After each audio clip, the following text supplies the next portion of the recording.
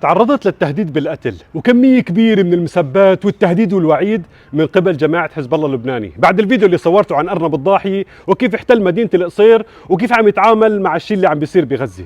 متفاجئ يا شباب، متفاجئ انه جماعة حزب الله متفاجئين انه نحن بنكرههم وبنعتبرهم مجرمين وقتلة. ما بدي فاجئكم اكثر يا ارانب الضاحي، بس نحن بنكره حسن نصر الله مثل ما بنكره بشار الاسد تماما ويمكن اكثر. طبعا اثنين مجرمين وقتلة وقذرين، بس حسن نصر الله وجماعته حزب الله متورطين بالدم السوري، متورطين شركاء بالجريمة السورية اللي صار لها 12 سنة.